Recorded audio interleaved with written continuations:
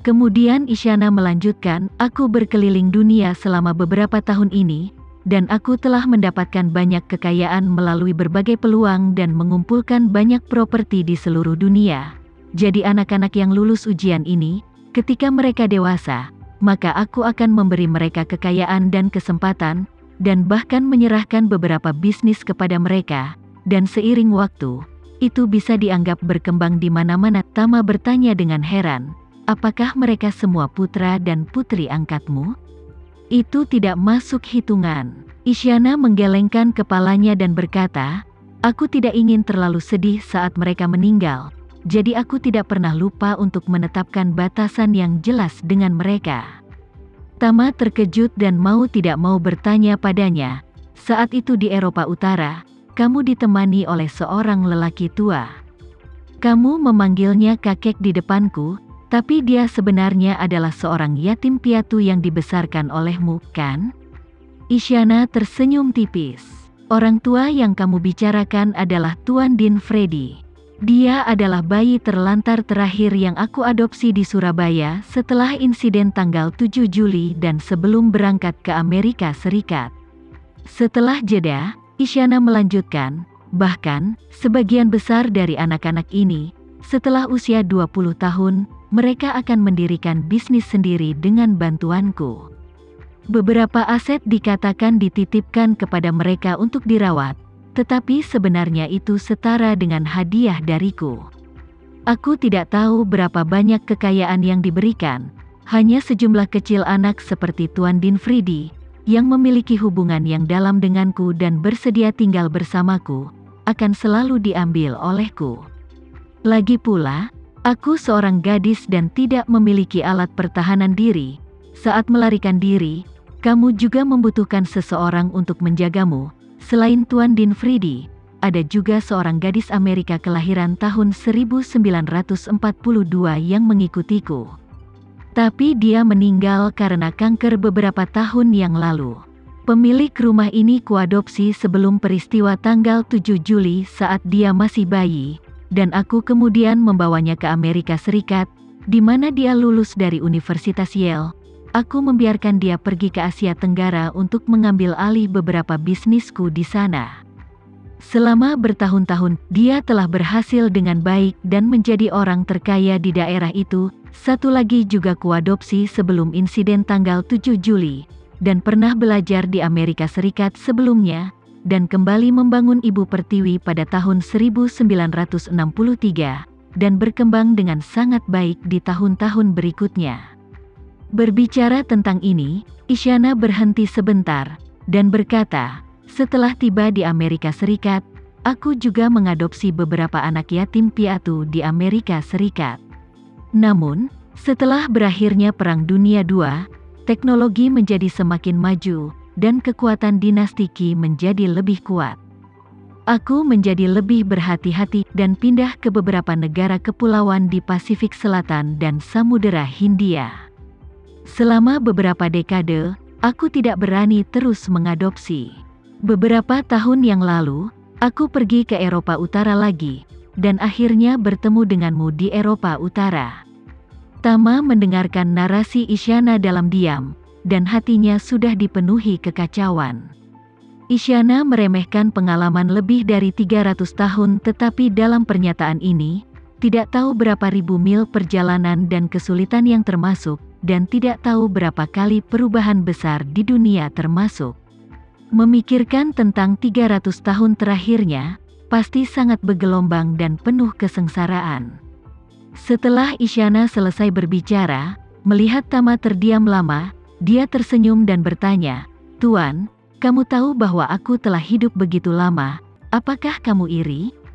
Tama menatapnya, menggelengkan kepalanya sedikit, dan berkata dari lubuk hatinya, aku tidak iri, aku bahkan merasa sedikit tertekan. Isyana terkejut, dan tanpa sadar bertanya, apakah Tuan Muda merasa kasihan padaku? Ya, Tama menatapnya dan sedikit mengangguk.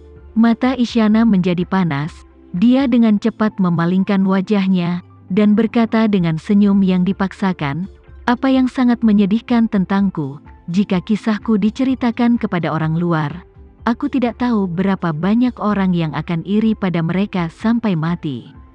Karena itu, tetapi meskipun dia melihat ke langit-langit, air mata masih mengalir di pipinya tak terkendali.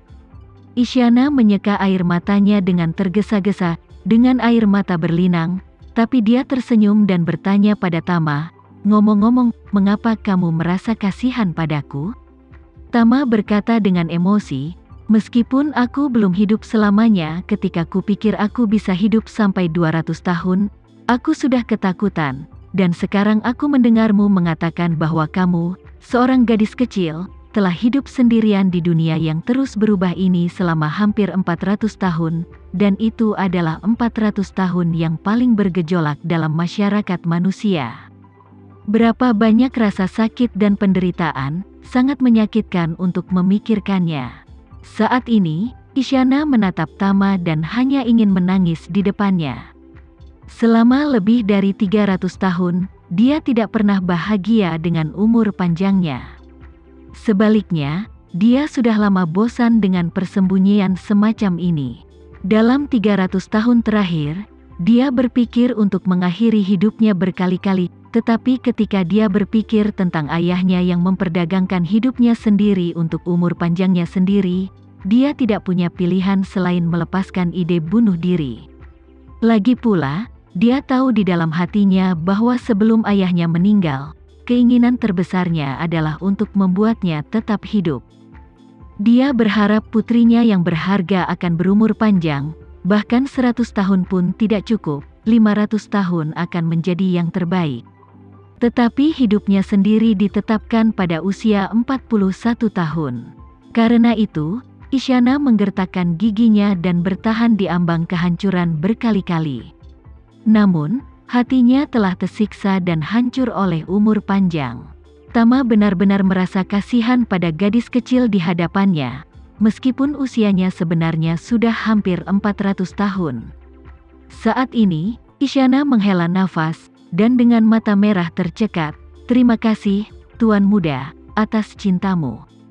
Setelah selesai berbicara, Isyana berkata lagi, "Aku telah menyelidiki masa lalu Tuan Muda, dan aku tahu bahwa kamu dan Black Mamba memiliki kebencian yang mendalam. Mulai hari ini, aku bersedia melakukan yang terbaik untuk membantumu membunuh Victoria, dan saat itu, aku akan bisa mengakhiri 300 tahun kehidupan buronan dan menjalani kehidupan normal." Tama mengangguk ringan dan berkata dengan tegas, "Jangan khawatir, Nona, mereka telah berulang kali mencoba membunuh kakek nenekku dan seluruh keluarga. Aku pasti akan membiarkan Victoria membayar untuk ini." Setelah mengatakan itu, Tama berkata dengan sedikit sedih, "Hanya saja kekuatan Victoria ini pasti menjadi kenyataan. Sangat kuat, antara lain, ketika Adi meledakkan dirinya, dia memarahinya karena kejam, berpikir bahwa energi kuat yang dia ledakkan adalah semua cara yang ditinggalkan olehnya. Dalam hal ini saja, aku jauh di luar jangkauanku, belum lagi dia telah hidup lebih dari 300 tahun lebih lama dariku, dan memiliki lebih banyak pengalaman daripadaku dalam semua aspek. Aku tidak yakin apakah aku bisa mengalahkannya." Isyana menghibur, "Tuan Muda, jangan depresi. Meskipun Victoria telah hidup lebih dari 300 tahun lebih lama dari Tuan Muda, dia pasti tidak memiliki kesempatan seperti milikmu. Memasuki laut, melihatnya seperti ini, Tuan Muda pasti seseorang yang jauh di depan, yang Victoria tidak akan bisa mengejarnya. Jika dia hidup selama 1000 tahun lagi," Tama menghela nafas, "kalau begitu aku tidak tahu berapa tahun kemudian."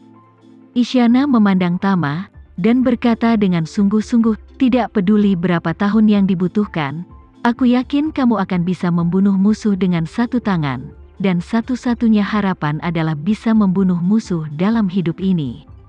Lihat hari itu datang selama aku masih hidup." Tama mengangkat tangan kanannya dengan susah payah, melihat cincin di jarinya, dan berkata dengan senyum mencela diri sendiri, "Jika Victoria tidak mendapatkan cincin ini, maka dia hanya memiliki waktu 100 tahun untuk hidup. Jika aku tidak bisa membunuhnya, dia akan mati karena usia tua.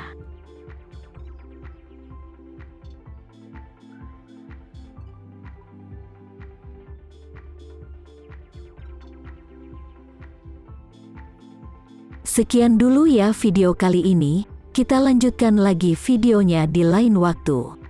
Oh iya, bagaimana menurut kalian? Semoga bisa sedikit menghibur kalian semua. Untuk teman-teman yang baru nonton, jangan lupa subscribe ya, hehehe. Dan kalau teman-teman ada yang ingin gabung langganan, bisa langsung gabung saja untuk dapat fitur yang menarik dan sedikit membantu Mimin. Terima kasih banyak sudah menonton, sampai jumpa lagi, bye.